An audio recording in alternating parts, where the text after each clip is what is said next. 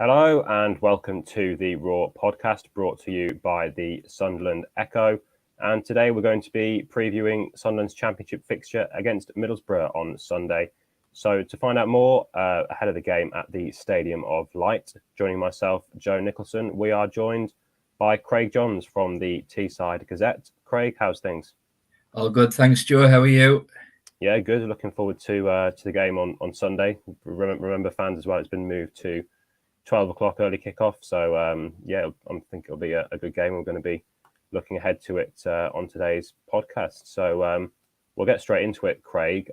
Boro in very good form at the minute. Just looking at their results under Michael Carrick, who took charge in October, it's 8 wins out of 11. And the 2 games they've lost, one of them was his first game in charge, and the other game was away at league leaders Burnley. So basically, what's changed and what has he done since he's gone in there? I think the big thing, really, because, in terms of style, when Chris Wilder, who was previously manager, had a very kind of clear style, it was very similar to the style that he had with his success at Sheffield United, with that flat back 3 and attacking wing backs. And actually, before Michael Carrick came in, they had a 5-game period where Leo Perkovic was in interim charge, and he reverted back to a 4-man defence, which Michael Carrick's kept. But he's put his own touches to that, and I'm sure we'll come on in terms of talking about his tactics and everything. So not to go too much detail yet, but he's put his own touches to that, and it's a very fluid system. But I think the big thing in terms of why it's changed so much, bearing in mind that the Boro were 21st in the championship when Michael Carrick was appointed, and they're now 4th going into Sunday's game. It's just been the belief and the confidence around the place. There was obviously, by the end of Chris Wilder's tenure at Middlesbrough, there was a lot going on behind the scenes, a lot of kind of division within the club, and that filtered onto the pitch and absolutely affected players' confidence. Michael Carrick's come in. He's been a breath of fresh air for everybody, really. He's so positive, but also so calm and composed, which is very in line with the player I'm sure many will remember for all those years at Manchester United. He's just brought a real confidence and kind of fresh hope and belief to Middlesbrough, which has been for me the biggest factor behind why Middlesbrough have turned things around as much as they have. You mentioned the change of system to a 4 at the back. It looks like it's been a 4-2-3-1 kind of moving forward. But just looking at their last result was the win over Millwall on Saturday. That was their first clean sheet in 6. So is that a bit of a vulnerability at the back, maybe not keeping as many clean sheets? It's been an interesting one, because it was something, funnily enough, that kind of made a lot of the conversation before that Millwall game, the fact that they hadn't kept a clean sheet in 5 games, and obviously prior to that they'd taken a bit of a tonking off Brighton and Hove Albion in the FA Cup. They lost 5-0 in that one, and to be fair, Brighton looked very, very good that day. And then, of course, last weekend beat Liverpool 3-0, I think, wasn't it? And they looked a very good team, Brighton. And but it is a strange one, and strange was the word Michael Carrick used to describe it before the Millwall game, because actually you're not looking at Middlesbrough and thinking of them as a leaky defence or a kind of any issues there. I think it's more just they play a very expansive style. So as you say on a tactics board, it looks like 4-2-3-1, but it's so fluid. And when we've spoken to Michael Carrick about systems and about tactics, he often speaks about not being kind of hung up on traditional positions and traditional formations. So what you find is Ryan Giles will play left back, but he'll attack that left wing, very hard. And Riley McGree is currently playing as what on the tactics board will look like the left winger. McGree, of course, scored the winning goal in the reverse fixture at the Riverside earlier in the season. But actually, McGree's got this kind of free role where he roams.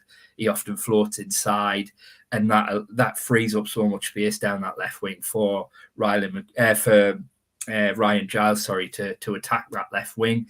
And then what happens is you have on the right side, you have a more experienced and more defensively minded Tommy Smith at right back, and he often tucks in, and it becomes a three at the back. And then you have Johnny Howson sitting in front of them, and Hayden Hackney's floating around in the middle, always looking to make things happen. He's been a big revelation since Michael Carrick came in. Hayden Hackney, just 20-year-old, another academy graduate for the club. It's a really, really fluid system. And because of that, and they are very positive, they do look to get on the front foot, they do look to attack teams in numbers. It's not so much, I would say, that the by any means defensively leaky, or it looks, like they have issues. I think they are an expansive side who every now and then might get caught out with the odd goal, but as it's proven, 8 wins in 11 league games, it's not an issue that's affecting them in terms of results. Yeah, I think with Sunderland's system as well, it's quite similar, where they can maybe look like they set up with a 4, but then it can sometimes look like a back 3. And one of the players that's key in that has really been Luke O'Nien in the last few weeks, but he's going to be out suspended after his red card against Swansea. Another player that could potentially miss the game from a Boro point of view is Darragh Lenihan at the back. I noticed he missed the last game, and ex-Sunderland player Paddy McNair stepped in at the back. So firstly, how big a loss would Lenihan be, and how has McNair done since he's come back into the side? Yeah, so it was an interesting one, because the lost Lenihan. So initially for the Brighton game, and then he missed Millwall again. And Lenihan came in the summer as a free transfer from Blackburn. So Tony Mowbray, of course, know him very well. I think he captained Mowbray's Blackburn quite often, and you see that in when he's been playing for Boro in terms of his leadership and his experience. He's what I would call the orchestrator of Boro's back 4. He's always talking, he's always pointing, he's always organising. So definitely, I think he's a big loss to that Boro defence, because and also, one of the big things that Boro do under Carrick is play out from the back, and he is so comfortable at doing that. He's so confident on the ball, very good at that part of his game. As I said, Lenihan picked up a foot injury, and it's looking unlikely he'll be back for the Sunderland game. So Paddy McNair, who, interestingly, I mean, he was a ex-teammate of Michael Carrick's at Manchester United. They briefly crossed paths before McNair's transfer to Sunderland. And interestingly, he hadn't played a minute under Michael Carrick until the game before they beat Birmingham, and he came on as a sub in that game on January 2nd. For a matter of minutes, and that was the first time he played competitively under Michael Carrick, because his side has relatively been quite consistent since he came in. So then he had to, because of Lenihan's injury, had to start against Brighton, which, as I say, they took a bit of a heavy defeat that day, but you had to just hold your hands up on the day and credit Brighton. They were absolutely brilliant on the day. So then, Millwall was ultimately the big test for Paddy McNair coming back into the team, back in league action. That's where it matters for Boro. And obviously, we all know what Millwall are like as a team. They do test you defensively. They pepper your box with long balls.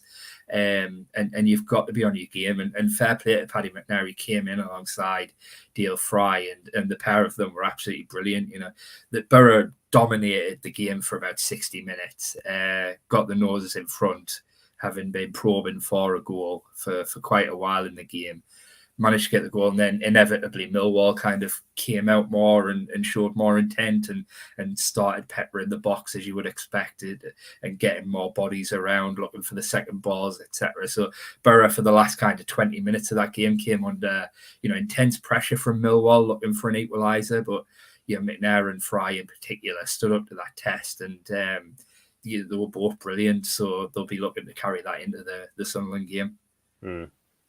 The other ex-Middlesbrough player or ex-Sunderland player who's now at Middlesbrough that Sunderland fans may be interested to know how he's doing is Duncan Watmore, but he's a player that's not been starting as regularly, has he? Came in and made a big impact a couple of years ago. He's also, I think, out of contract in the summer. So what's kind of his situation at the minute? Yeah, so it was a unfortunate one for Duncan, because it'd been a funny start the season where he'd maybe dropped down the pecking order under Chris Wilder, and Chris Wilder left, and he actually came back into the side under Leo Perkovic, as I said, who took charge of 5 games in the interim. And he came really into form under Leo Perkovic, and his performance to beat Wigan 4-1 just before Sunderland, did similar. And Duncan Watmore was absolutely brilliant that night. With the change in formation, Watmore went back to being a kind of wide forward or a winger, which is the role that he used to play more often at Sunderland. Whereas since he's been at Boro, he's actually been playing more as a centre forward, a more traditional striker. But back in the wide areas, he looked brilliant that night at Wigan.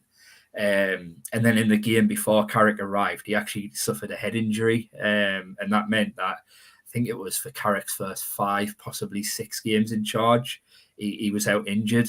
And obviously, in that time, Carrick comes in, gets an established side, start winning some games, and as I say, his side became quite consistent to his team selection. It's started to change more, and Watmore's been getting more and more involved as he's come back, and he definitely still, has a kind of, role to play this season for Boro for the rest of this season. He's not someone I would expect to start at the weekend. He tends not to start at the moment. As I say, Carrick has a pretty settled 11. But, as Sunderland fans will remember, he's still that energetic, kind of direct and positive player. So certainly coming on late in the games when defences are tiring, he can be really effective, can Duncan Watmore. And as you see, out of contract in the summer. And it's going to be an interesting one to see what happens, because he is that type of player where I think as a squad player coming off the bench, he can be very effective in games, and he's got an incredible attitude. Some of the fans will remember that. He's such a positive character as well as a positive player on the pitch. So I think he's absolutely worthy of a new contract. But the interesting aspect of it is Boro in a kind of period now where, with Michael Carrick in charge and under a similar direction to Sunderland, where they have he's classed as the head of football, but a director of football type thing. They're working towards slowly and improving the squad, building the squad, and you're looking at that now, and it's always about little improvements, window by window, just building upon what you've already got, and you start to think there'll probably become a point where Duncan Watmore drops off that and is no longer kind of needed, because they'll be improving upon that. And I say that heavy-heartedly because I've always liked Duncan Watmore, followed him when he first came through, obviously at Sunderland, and as I say, he's a terrific person off the pitch, as well as one of them players that you love to get behind on it. But yeah, it'll be interesting in the summer to see whether they do offer him new terms, or whether it's a handshake, thank you for your service, and hopefully off he goes to find a club elsewhere.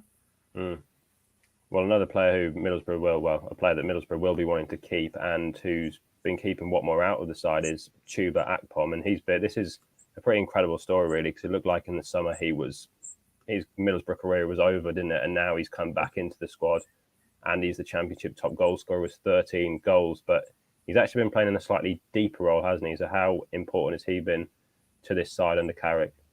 Yeah, so really important. It's as you see, his turnaround's been incredible. He was signed under Neil Warnock, not really fancied by Warnock, so shipped out on loan to PAOK in Greece last season. Came back in the summer, and for all intents and purposes, looked like he'd be sold. Was training with the under-21s, but Boro was struggling to sign centre forwards in the summer, and through that he got drafted back into the first team, and he's not looked back since, really. But yeah, he's as good as his early part of the season was, minus an early injury, which came at the wrong time for him, unfortunately. But he was still impressive when he did play before and after that injury.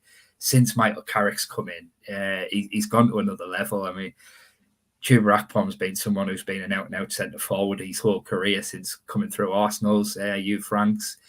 Carrick's come in, and absolutely nobody I've spoken to has ever said they've kind of felt like the move that he's made is one that they'd have saw coming, because what Carrick's done is dropped him into a kind of class him as maybe a support striker. As I say, it's such a fluid system, that Boro play, but Akpom effectively plays off the main striker, and he'll drop deep into the hole and link midfield to attack, which is something Boro haven't had for quite a long time.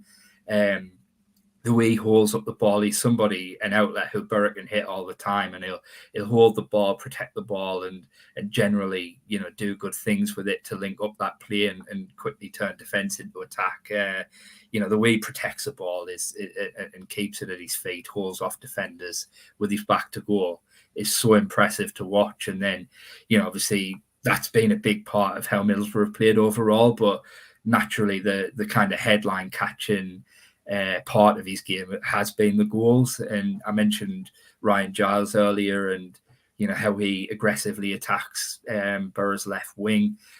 The pair of them have created such a good partnership together in terms of understanding. And so often of those 13 goals that Tuba scored, a high percentage of them have been from Ryan Giles's crosses. Giles has got a wicked delivery from wide positions, and Akpom just has a knack of probably because there's a centre forward in there who defenders are focusing on. He has a knack of arriving in the penalty area at the right time, and kind of getting on the end and knowing exactly where Giles is going to put that ball and arriving to kind of beat defenders to it and put it in the back of the net. So that's a really, effective partnership that Boro have got going between those two. Yeah, there's quite a few interesting matchups, I think, that are going to be on the pitch on Sunday. You mentioned there Giles on the left, and he'll probably come up against probably Patrick Roberts, and then Tri-Hugh might start at right back for Sunderland. Then in midfield, you've got probably Howson and Hackney for Middlesbrough, and then Evans and Neil for Sunderland, one experienced guy, one kind of younger player alongside them. So, I don't know how much you've seen of Sunderland this season, but what do you think are going to be the kind of key battles and where this match is going to be won and lost?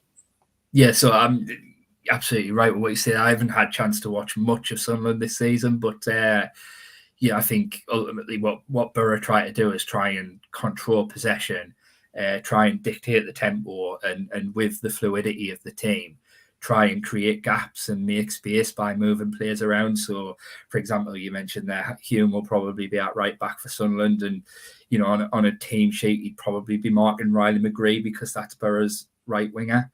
Now, Boro, of course, know Patrick Roberts well, and one of the things he was never really noted for at Boro was particularly tracking back and being as defensive minded as he should have been, which was one of the main reasons that Neil Warnock didn't fancy him much, because of course Warnock is a manager who is fundamental on the defensive side of the game. And from what I understand, as I say, not watching much, Patrick Roberts is having a brilliant season at Sunderland and good for the lad. But Boro, from their point of view, will hope that McGree can kind of drag Hume inside and create that space on the left wing that Giles can then potentially exploit if Roberts isn't prepared to track him. And so if that is the matchup, if Roberts is there on Sunday, then that it could be a big game for him, because he will have to closely watch Giles. And of course the other way around as well, Giles is naturally an attacking, aggressive fullback, and there have been moments, you mentioned the defeat of Burnley, where defensively he's looked a bit more vulnerable.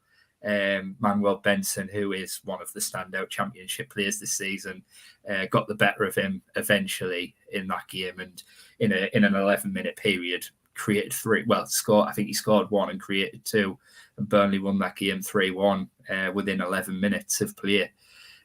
So there's the flip side of that in terms of Giles will have to be on his game as well, because Roberts is a creative player and can make things happen. So Giles will have to be aware of that. But the Boro game plan, I'm sure, will be to kind of exploit his defensive vulnerabilities, if you like, and try and get Giles up that left wing as much as possible.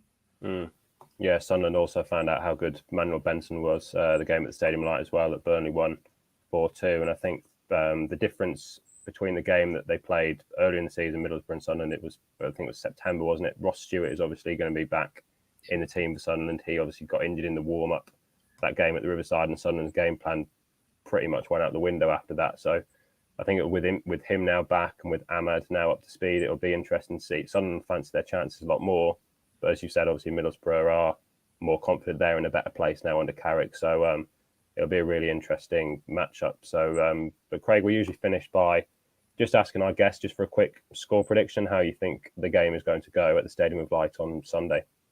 Yeah, so it's set up nicely, as you kind of mentioned at the very start of the of this, and two teams doing well, going well, and feeling good, I would say. And Boro are in really good mood at the minute, and they're playing very well as well. That's the encouraging thing. It's not just scraping results. They are playing very, very well under Michael Carrick, and they'll head the Stadium of Light full of confidence. These games are always tricky because I think with that added element of the atmosphere and what the game means, etc., that they can go anywhere at times, and almost it's one of them where the form boot can go out the window. But I would expect Boro to settle in the game, have a bit of confidence to the way they approach it, but also that kind of calm and composed nature that comes from Michael Carrick.